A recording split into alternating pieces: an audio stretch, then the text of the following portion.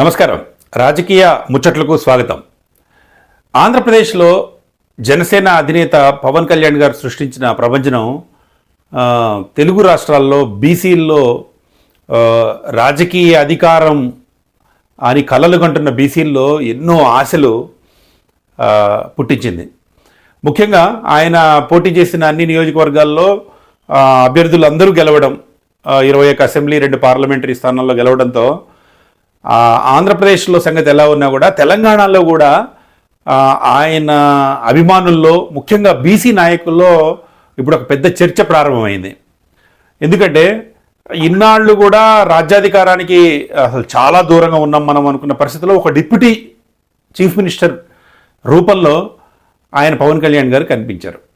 అయితే తెలంగాణలో కూడా ఆయన మొన్న కొండగొట్టుకు వెళ్తుంటే వారాహి తర్వాత దీక్ష తీసుకున్న తర్వాత ఆంజనేయ స్వామి దర్శనానికి వెళ్తున్నప్పుడు చూసిన ప్రజాభిమానం, ఆ కేరింతలు కూడా ఆయన ఒక సినీ నాయకుడిగా చేసిన అది స్వాగతం కాదు, ఇచ్చిన స్వాగతం కాదు.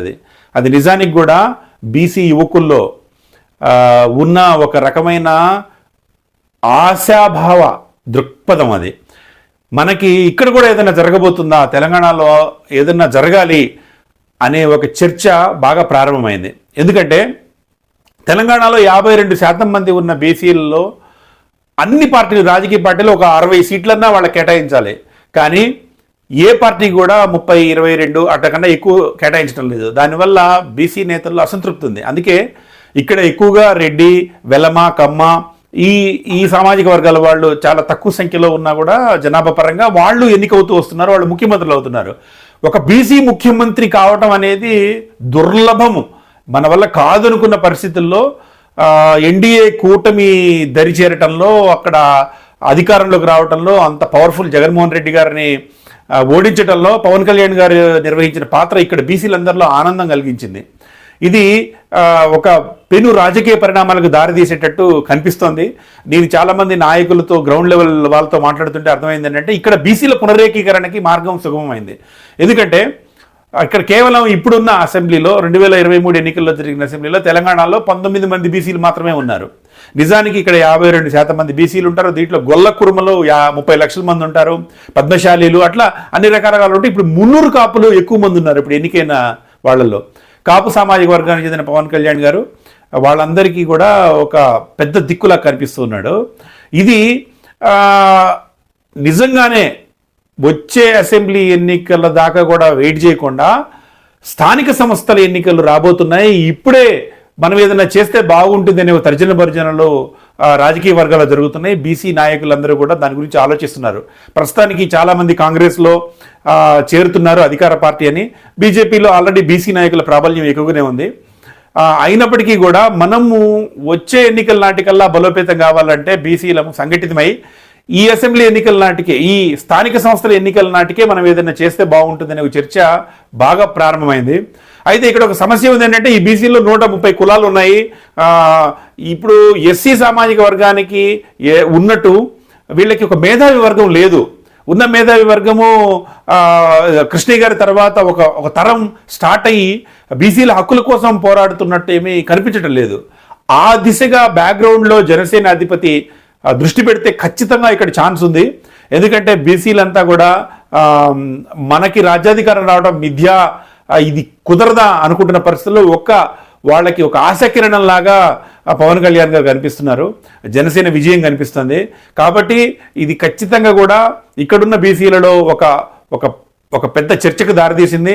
నాకు ఉన్న సమాచారం ప్రకారం తెర వెనుక బీసీ నాయకులందరూ కూడా మనం ఏదైనా చేస్తే బాగుంటుంది అని ఆలోచిస్తున్నారు.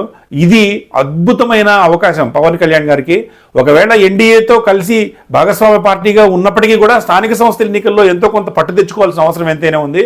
ఇప్పుడు జనసేన ముందుకొచ్చి స్థానిక సంస్థల ఎన్నికల్లో కొన్ని సీట్లు అడిగే పరిస్థితి ఉంది. కాబట్టి అర్జెంటుగా తెలంగాణ జనసేనను పునరుద్ధరించి ఆయన చేసుకుంటే చాలా అవకాశాలు ఉన్నాయి. ఆ బేసిస్న వచ్చే అసెంబ్లీ ఎన్నికల నాటికి కూడా ఒక స్థిరమైన ఓటు బ్యాంక్ని ఏర్పాటు చేసుకోవచ్చు. ఎందుకంటే ఇప్పుడున్న పరిస్థితుల్లో వచ్చే ఎన్నికల నాటికి పరిస్థితి ఎట్లా ఉంటుందని ఒక అంచనా వేస్తే నిజానికి కూడా ఎన్డీఏ కూటమికి అనుకూలమైన పవనాలు ఉంటాయి. గ్యారంటీగా ఉండే అవకాశం ఉంది. అట్లని కాంగ్రెస్ ఓడిపోతుందని ఒక జోస్యం చెప్పడం కూడా కరెక్ట్ కాదు. అయినా కూడా ఒక కూటమిగా అటుపక్క తెలుగుదేశము, బీజేపీ, జనసేన 3 కలిస్తే ఇది ప్రభావశీలమైన కూటమి అవుతుంది. ఖచ్చితంగా అది కాంగ్రెస్కి దెబ్బతీస్తుంది. ఇంకొక సానుకూల వాతావరణం ఏంటంటే బీజేపీలో చాలామంది బీసీ నాయకులు ఉన్నారు. ఒకవేళ బండి సంజయ్ గారు మంత్రిగా ఉన్నారు, అది ఒక అనుకూలమైన వాతావరణము. ఈటెల రాజేంద్ర గారు బీజేపీ అధ్యక్షుడిగా పగ్గాలు చేపట్టి ఇటుపక్క జనసేన అధినేతని ఇక్కడ పార్టీ వేళ్ళు అనుకోవటానికి అతను సహకరిస్తే ఖచ్చితంగా వచ్చే అసెంబ్లీ ఎన్నికల నాటికి ఒక బీసీ నేత తెలంగాణ ముఖ్యమంత్రి అయ్యే అవకాశం పుష్కలంగా కనిపిస్తోంది. జనసేన అధినేతకి ఇంతకు మించిన అవకాశం లేదు. ఒక మేధావి వర్గాన్ని సెట్ చేసుకోవటం ఒకటి, 2 పార్టీని బలోపేతం చేసుకోవటం ఒకటి చేసుకుంటే తెలంగాణలో కూడా ఛాన్స్ ఉంది. ఒక నెక్స్ట్ 15 నుంచి 20 సంవత్సరాల పాటు 2 రాష్ట్రాల్లో తాను చక్రం తిప్పడానికి ఉన్న అనువైన అవకాశాలు ఉన్నాయని మాత్రం చెప్పవచ్చు.